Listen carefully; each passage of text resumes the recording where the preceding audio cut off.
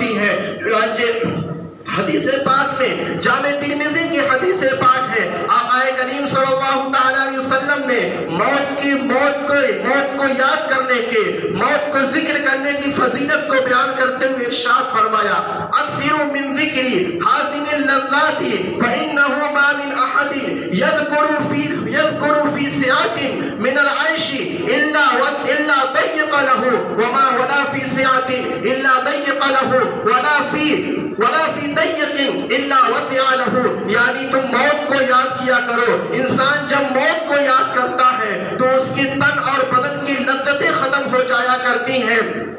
یعنی موت کو جو یاد کرنے کا طریقہ ہے، موت کو جو یاد کرنے کا صحیح معنوں میں جو طریقہ ہے، جب اس طریقے پر انسان موت کو یاد کرتا ہے، اپنی قبر کی تنہائی کو یاد کرتا ہے، قبر کی تنہائی ہوگی، نہ وہاں پر بیوی کام آنے والی ہے، نہ اہل و عیال کام آنے والے ہیں، نہ رشتہ دار کام آنے والے ہیں، نہ ہمسایہ کام آنے والے ہیں۔ اگر قبر کی تاریکی میں کوئی انسان کام آنے والا ہے تو وہ اس کا خود کا عمل ہے کہ جو اس نے دنیا میں نیک عمل کیے ہیں، اچھے کاموں کو انجام دیا ہے، عبادتیں کی ہیں، ریاضتیں کی ہیں، اپنے عمل کا محاسبہ کیا ہے، اسی طریقے سے دوسروں کی مدد کی ہے، اور دوسروں کی مدد کرنے کے ساتھ ساتھ نیت میں اخلاص بھی رکھا ہے۔ قبر کی تاریکی میں، قبر کے اندھیرے میں، قبر کے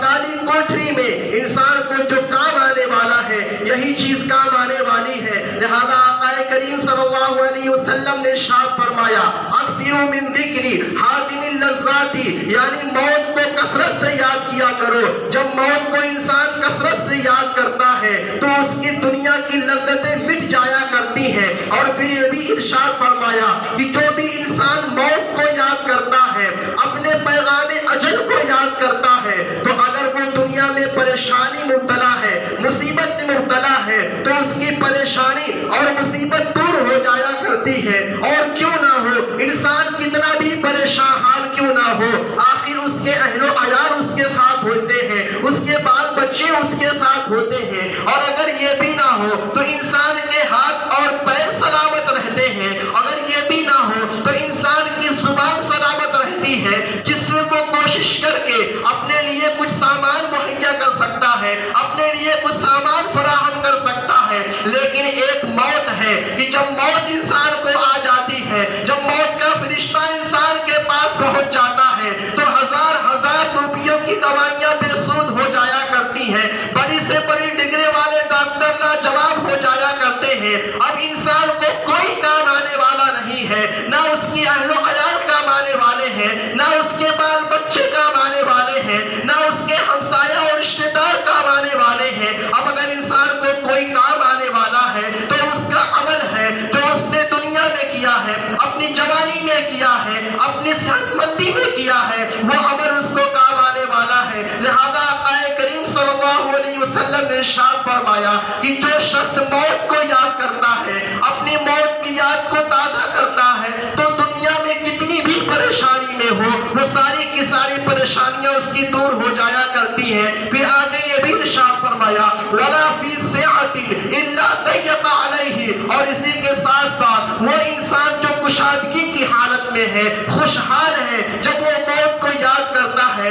تو دنیا کی زندگی اس پر تنگ معلوم ہوا کرتی ہے۔ لہذا آج کوئی بھی انسان ہو، اگر وہ کتنا بھی خوش و خرم ہو، کتنے بھی آسودہ حالی میں زندگی گزار رہا ہو، کتنی فراوانی کے ساتھ اپنی حیات کو آگے بڑھا رہا ہو، لیکن اگر وہ صحیح معنوں میں موت کو یاد کر لے، اپنے پیغام اجل کو یاد کر لے، تو پھر ساری کی ساری دنیا اس کو تاریک نظر آنے لگتی ہے، دنیا کی لذتیں اس کے سامنے ہیج ہو جایا کرتی ہیں، اور پھر اس کے سامنے قبر کی تاریکی ہوتی ہے، نکیرین کے سوالات ہوتے ہیں، اور اسی کے ساتھ ساتھ جہنم کی ہولناکیاں ہوتی ہیں، جہنم کی آگ ہوا کرتی ہے۔ لہذا آقا کریم صلی اللہ علیہ وسلم نے ارشاد فرمایا، وَلَا فِي سِعَةٍ إِلَّا ضَيَّقَ عَلَيْهِ، اور موت کو کوئی انسان اس وقت یاد کرتا ہے جبکہ وہ خوشحال ہو، وہ خوشحالی کی زندگی بسر کر رہا ہو، تو اس کی خوشحالی اس پر تنگ ہو جایا کرتی ہے۔ لہذا یہی وجہ ہے کہ آقا کریم صلی اللہ تعالیٰ علیہ وسلم نے ارشاد فرمایا کہ موت کو کثرت سے یاد کیا کرو. اسی کے ساتھ ساتھ ایک دوسرے مقام پر ارشاد فرمایا کہ لو تعلم البہائم ما یعلم ابن آدم ما اکلتم منها سنینا، یعنی اگر بہائم اور جانور بھی موت کے بارے میں اتنا علم رکھتے جتنا ابن آدم رکھتے ہیں، یعنی ابن آدم اور انسان کو موت کے بارے میں، موت کی سختیوں کے بارے میں، موت کی پریشانی اور مصیبتوں کے بارے میں، قبر کی تنگی اور تاریکی کے معاملے میں، اللہ رب العزت کے حضور حاضر ہونے کے معاملے میں جتنا علم انسان رکھتے ہیں، اگر اتنا علم جانور رکھے، اگر اتنا علم چوپائے رکھے، ما اکلتم منہا سمینا، تو تم دیکھو گے کہ کوئی بھی موٹا جانور کبھی کھاتا ہوا نظر نہیں آئے گا، وہ کبھی چارہ نہیں چگے گا، وہ کبھی چارے پر منہ نہیں ڈالے گا. یعنی بیان کرنا مقصود یہ ہے کہ موت کے بارے میں، موت کی سختیوں کے بارے میں جتنا انسان جانتے ہیں، اگر چوپائے جان لے تو کھانا پینا چھوڑ دے، اسی طریقے سے چلنا پھرنا چھوڑ دے اور پھر وہ موت کو یاد کرنے لگے، اللہ رب العزت کی خوشنودی کے لیے کام کرنا شروع کر دے. لیکن ایک طرف تو چوپائے ہیں، ایک طرف تو وہ بے سمجھ بوجھ جانور ہیں جن کے پاس عقل موجود نہیں ہے، اور ایک طرف انسان ہے جس کو موت کا علم بھی ہے، موت کو مانتا بھی ہے، موت کی میعاد کو بھی مانتا ہے، موت کی جگہ کو بھی مانتا ہے، عمر کو بھی مانتا ہے، اور موت کے بعد دوبارہ زندہ ہونا ہے اس کو بھی وہ حق تسلیم کرتا ہے، جنت و دوزخ کو بھی مانتا ہے، اللہ رب العزت کے قہر و جلال کو بھی جانتا ہے. مگر ایک انسان ہے جو بے پرواہی کے ساتھ زندگی بسر کرتا ہے، صبح سے لے کر کے شام تک اس نے کس قدر جھوٹ بولے ہیں، کس قدر دھوکے دیے ہیں، کس قدر اس نے شریعت کے خلاف کام کیا ہے، ارتکاب منہیات شرعیہ کا ارتکاب کیا ہے، ان تمام چیزوں کو وہ پیچھے ڈال دیا ہوتا ہے. اور اگر اس کے سامنے کوئی چیز ہے تو بس دنیا کی رنگینیاں ہے، دنیا کی عیش و عشرت ہے، دنیا کی رنگینیوں میں انسان اس قدر کھویا ہوا ہے کہ نہ اسے اپنی موت یاد ہوتی ہے، نہ اپنی قبر کی تاریکی یاد ہوتی ہے، نہ اللہ رب العزت کا قہر و جلال یاد ہوا کرتا ہے. اور اسی کے ساتھ ساتھ وہ نمازوں سے بھی بیگانہ ہے، اسے پر 5 وقتہ نمازیں فرض کی گئی ہیں، وہ اس سے بھی دور ہو کر کے بیٹھا ہے. انسان کے بعد اللہ کے رسول نے ارشاد فرمایا کہ اگر انسان صبح اٹھ کر کے نماز کے لیے آتا ہے، مسجد میں حاضری دیتا ہے، فجر کی نماز پڑھتا ہے، تو ایسا ہی ہے جیسا کہ اس نے رحمان کا جھنڈا لے کر کے نکلا ہو. لیکن اگر کوئی شخص صبح اٹھ کر کے نہ اس نے فجر کی نماز پڑھی، نہ اللہ رب العزت کو یاد کیا، نہ اس کے حضور سرو سجود ہوا، بلکہ بازاروں کی طرف نکل گیا، کام کاج کے لیے نکل گیا، تو وہ شیطان کا جھنڈا لے کر کے نکلتا ہے. لیکن انسان دنیا کی رنگینیوں میں، مغربی تہذیب و ثقافت میں اس قدر ڈوب چکا ہے، مغربی تہذیب ناسور کی طرح اس کے رگ و ریشہ میں اس طرح سما چکے ہیں کہ وہ اپنی موت کو بھول چکا ہے اور اپنے اسلام کے طور طریقے کو بھول چکا ہے، اسلامی تہذیب و ثقافت سے ناآشنا ہو چکا ہے. لہذا ایک انسان کے، ایک کلمہ گو مسلمان کے لیے، ایک صاحب ایمان کے لیے یہ بات بہت ضروری ہے کہ اپنی موت کو یاد رکھے. جب انسان اپنی موت کو یاد رکھتا ہے تو وہ عبادتوں میں بھی اس کو لذت ملتی ہے، وہ عبادتوں کی طرف آتا ہوا نظر کرتا ہے. لیکن یہ بھی یاد رکھے کہ عبادت کا صرف معاملہ یہی نہیں ہے کہ انسان 5 وقتہ نمازیں پڑھ لے. عبادت کا مفہوم بہت ہی زیادہ وسیع ہے، خواہ وہ نماز کا معاملہ ہو یا پھر تجارت کا معاملہ ہو یا گھر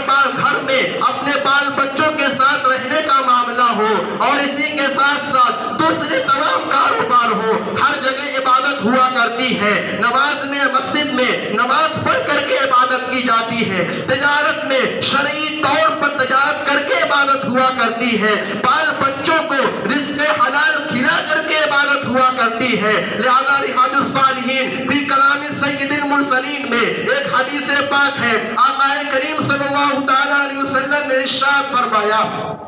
کہ اے لوگوں، صدقہ صرف یہی نہیں ہے کہ غریبوں اور مسکینوں کو دیا جائے، بلکہ صدقہ یہ بھی ہے کہ تم اپنے بیوی کے منہ میں لقمہ رکھو، یعنی اس کو کھلاؤ، بال بچوں کو بھی کھلاؤ. یعنی ان تمام چیزیں بھی عبادت ہوا کرتی ہیں. صدقہ یہ مت سمجھ لیا جائے کہ نماز میں جو شخص مسجد میں نماز پڑھتا ہو وہی شخص عابد ہے، بلکہ جو تجارت کے معاملے میں یا دوسری جگہوں پر شریعت کے امور کی پاسداری کرتا ہو وہی شخص عابد گردانا جاتا ہے۔ لہذا اپنی موت کو یاد رکھے اور موت کو یاد رکھنے کے ساتھ اپنے زندگی کے ہر گوشے میں اسلامی تہذیب و ثقافت کی پاسداری کریں، اسلام کے قوانین کی حفاظت کریں اور اپنی زندگی کے ہر کونے اور گوشے میں شرعی طور پر زندگی گزارنے کی کوشش کریں۔ اسی کا نام عبادت ہے، اور یہ تمام چیزیں اسی وقت انسان کو میسر ہوتی ہیں جب انسان اپنی موت کو یاد رکھتا ہے۔ اور اس لیے کہ جو اسلام نے یا دوسرے مذہبوں نے، خواہ وہ حضرت آدم علیہ السلام ہو یا حضرت موسیٰ علیہ السلام ہو یا حضرت عیسیٰ علیہ السلام ہو، دوسرے تمام نبیوں نے جس چیز کی خصوصی طور پر تاکید فرمائی ہے وہ بعث بعد الموت ہے، یعنی ہر انسان کو ایک دن مرنا ہے اور مرنے کے بعد دوبارہ اس کو اٹھایا جانا ہے اور اس کو اٹھا کر کے اللہ رب العزت کے بارگاہ میں حاضری ہونی ہے، وہاں اپنے عمل کا حساب دینا ہے کہ کس نے دنیا میں جو اس کو عمر دی گئی تھی، اس کو رزق دیا گیا تھا، روپیہ پیسہ دیا گیا تھا، بال بچے دیے گئے تھے، درہم و دنانیر دیے گئے تھے، اور جسم میں طاقت و قوت اور توانائی دی گئی تھی، ان تمام چیزوں کو اس نے کس طور پر مصرف میں لایا، ان تمام چیزوں کا سوال ہونا ہے۔ لہذا صرف امت محمدیہ ہی کو نہیں بلکہ تمام امتوں کو اس بات کی خصوصی تعلیم دی گئی تھی کہ بعث بعد الموت حق ہے، یعنی انسان کو مرنے کے بعد دوبارہ زندہ ہونا ہے۔ لیکن افسوس کا مقام ہے، یہ وہ تعلیم ہے جو حضرت آدم علیہ السلام سے لے کر کے نبی کریم صلی اللہ تعالی علیہ وسلم تک تمام نبیوں نے اپنی امتیوں کو اس بات کی تعلیم دی تھی، لیکن آج مغربی تہذیب کی وجہ سے، آج نئے علم کی بنیاد پر لوگوں نے اسی کو فراموش کر دیا ہے اور اپنے وہ ہر کام میں، خواہ وہ عبادت سے لے کر کے معاملات تک ہو، وہ ہر کام میں دنیا ہی کو مد نظر رکھتے ہیں، دنیا کی رنگینیوں میں، عیش و عشرت میں، ترقی و فراوانی میں اس قدر اپنے آپ کو انہوں نے مشغول اور منہمک کر لیا ہے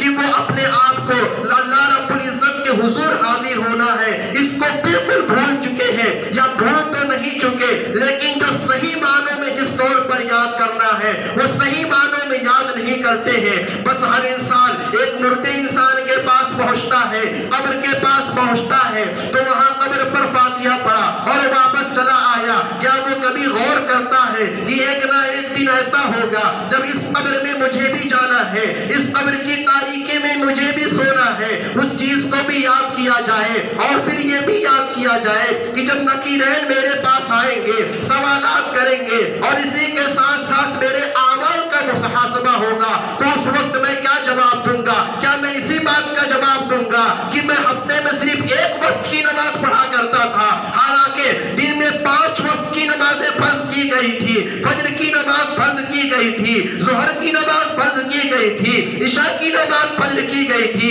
کیا انسان اسی بات کا جواب دے گا کہ میں ہفتے میں صرف جمعہ کی نماز پڑھا کرتا تھا؟ کیا وہ اسی بات کا جواب دینے کے لیے وہاں کھڑا ہو سکتا ہے؟ اسی کے ساتھ ساتھ دوسری جو چیزیں اس پر فرض کی گئی ہیں یا سنت واجب قرار دی گئی ہیں، یعنی انسان کو اپنے اخلاقیات کے معاملے کو صحیح کرنے کا حکم دیا گیا ہے، یعنی انسان ہر حالت میں اب سچ بولے، جھوٹ نہ بولے، دھوکہ نہ دے۔ لیکن ایک انسان اگر اپنا محاسبہ کرے تو 24 گھنٹے میں وہ کتنی مرتبہ جھوٹ بولتا ہے؟ کیا کبھی انسان نے اس کا محاسبہ کیا ہے؟ کیا کبھی انسان نے اس بات کا محاسبہ کیا ہے کہ دن بھر میں یعنی 24 گھنٹے میں وہ کتنے نیک عمل کرتا ہے، کتنا برا عمل کرتا ہے؟ آج موبائل اور سوشل میڈیا کے ذریعے انسان اپنی خلوت میں بھی جلوت بنا کر کے رکھا ہوا ہے اور سوشل میڈیا کے ذریعہ کتنے گناہوں کا ارتکاب کر دیتا ہے، انسان اس کا شمار نہیں کر سکتا ہے۔ لہذا ہم پر ضروری و لازم ہے کہ جس چیز کا بھی استعمال کرے اس کا صحیح استعمال کرے۔ سوشل میڈیا کے غلط استعمال کے ذریعہ انسان گناہوں میں مبتلا ہو جایا کرتا ہے اور اس کو احساس نہیں ہوا کرتا ہے۔ اسی کے ساتھ ساتھ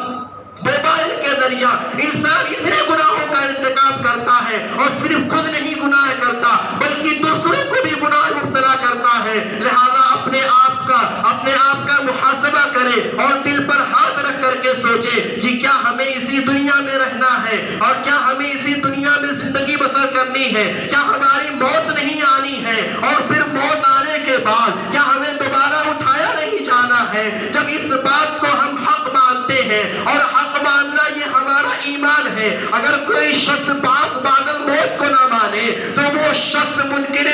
اسلام ہو جایا کرتا ہے، وہ شخص اسلام سے خارج ہو جایا کرتا ہے۔ تو جب اس بات کو اس طور پر قطعی اور یقینی طور پر ماننا کہ انسان کو موت کے بعد دوبارہ اٹھایا جانا ہے، تو ہم کیوں وہ عمل نہیں کرتے ہیں جس عمل کے بارے میں ہمیں حشر کے میدان میں پوچھا جائے گا کہ کس قدر تم نے نیک عمل کیا ہے۔ چنانچہ پچھلے جمعہ کو میں نے یہ حدیث پاک پیش کی تھی، حضرت عبداللہ بن مسعود رضی اللہ عنہ سے روایت ہے کہ اللہ رب العزت بندے سے 5 چیزوں کے بارے میں سوال کرے گا، 5 چیزوں کے بارے میں پوچھے گا۔ جب تک بندے سے 5 چیزوں کے بارے میں سوال نہیں ہو جائے گا، اس کا قدم اللہ رب العزت کی بارگاہ سے ہٹنے نہیں پائے گا۔ پہلی چیز تو یہ ہے کہ بندے سے اس کے عمر کے بارے میں پوچھا جائے گا، یعنی اے بندے میں نے تجھے عمر دی تھی، میں نے تجھے حیات دی تھی، میں نے تجھے 60 سال کا لمحہ دیا تھا، 70 سال کی زندگی دی تھی، 80 سال کی زندگی دی تھی، تو یہ بتائے تم نے ان 80 سالوں کو کہاں خرچ کیا ہے، ان 80 سالوں میں تو نے کون سا عمل کیا ہے۔ ہر عمل کے بارے میں سوال ہوگا۔ آج یہ بھی چیز مد نظر رکھی جاتی ہے، اگر آدمی دیکھے تو دن سے رات تک، رات سے دن تک پتہ نہیں کتنی چیزوں کو بولتا رہتا ہے، لیکن ہر چیز فرشتے اس کو لکھتے رہتے ہیں، اور کل بروز محشر ان تمام چیزوں کو پڑھنا پڑے گا۔ کیا انسان جھوٹ بولا ہوگا، اس کو بھی اللہ رب العزت کی بارگاہ میں پڑھنا پڑے گا۔ انسان نے بے مطلب باتیں بولی ہوں گی، وہ بھی اللہ رب العزت کی بارگاہ میں پڑھنا پڑے گا۔ لہذا اپنی زبان کو خاموش کریں اور انہی باتوں کو بولیں جو نفع مند ہو، سود مند ہو۔ ایسی تمام باتوں سے پرہیز کیا جائے جن کا کوئی معنی و مطلب نہ ہو، یا پھر ان باتوں کے ذریعہ اللہ رب العزت کی بارگاہ میں رسوائی ہو۔ لہذا 70 سالوں کے بارے میں، 80 سالوں کے بارے میں اللہ رب العزت پوچھے گا ان 80 سالوں میں تم نے کیا کیا ہے۔ پہلا سوال تو یہ ہوگا۔ دوسرا سوال مال کے بارے میں ہوگا کہ میں نے تجھے روپیہ پیسہ دیا تھا، مال و اسباب دیا تھا، رزق اور زائدات دیا تھا، تو نے ان تمام پیسوں کو کس مصرف میں خرچ کیا ہے۔ ان دونوں سوالوں کے بعد تیسرا سوال عمر کے بعد جوانی کے بارے میں ہوگا۔ میں نے تجھے جوانی دی تھی، جسم میں طاقت اور قوت دی تھی، تو نے جوانی کو کہاں خرچ کیا ہے، جسم کی طاقت و توانائی کو کہاں خرچ کیا ہے۔ ان چاروں چیزوں کے سوال کے بعد پانچواں سوال علم کے بارے میں ہوگا۔ میں نے تجھے علم دیا تھا، تو نے ان علم کو کہاں خرچ کیا ہے، اس علم کو کس طور پر اپنے کام میں لایا ہے۔ یعنی نمازوں کے بارے میں، روزوں کے بارے میں، عبادات کے معاملے میں، ہر چیز کے بارے میں علم دیا تھا کہ یہ چیزیں تم پر فرض کی گئی ہیں، اس کی بجا آوری تم پر لازم و ضروری ہے، تو نے ان کو کیوں نہیں کیا۔ ان تمام چیزوں کے بارے میں سوال ہوگا، اور جب ان 5 سوالوں کا جواب بندہ دے دے گا، تب پھر اس کو اللہ رب العزت کی بارگاہ سے ہٹنا ہوگا۔ یعنی معلوم یہ ہوا کہ اپنی زندگی کا محاسبہ، اپنے روزوں سب کا محاسبہ ہر انسان کے لیے ضروری ہے۔ مگر آج یہ بھی چیز کچھ الگ ہی نظر آتی ہے، انسان اپنے آپ کو نہیں دیکھتا ہے، دوسروں پر اس کی نظر بڑی جلدی چلی جاتی ہے۔ لہذا ہم خود کیا کرتے ہیں، کس طور پر کس طور پر شریعت کی پابندی کرتے ہیں، روز و شب میں کتنی عبادتیں کرتے ہیں، موت کو، اللہ رب العزت کو کس قدر یاد کرتے ہیں۔ ہمیں اپنے اعمال کا محاسبہ ہونا چاہیے، دوسروں پر نظر بعد میں، اپنے اعمال کا محاسبہ پہلے ہونا چاہیے۔ لہذا آقا کریم صلی اللہ تعالی علیہ وسلم نے ارشاد فرمایا، القیس من دانا نفسا وعمل لما بعد الموت، یعنی حقیقت میں عقل مند اور سمجھدار وہی شخص ہے جو اپنے اعمال کا محاسبہ کرے اور بعد الموت کے لیے کام کرے، یعنی جو کچھ بھی کرے اس میں آخر آخرت پر نظر ہونی چاہیے۔ ایک عقل مند انسان وہی سمجھا جا سکتا ہے جس کے اندر یہ صفتیں پائی جائیں۔ درود پاک پڑھے، اللہم صلی علی سیدنا مولانا محمد وعلی آل سیدنا مولانا محمد وبارک وسلم۔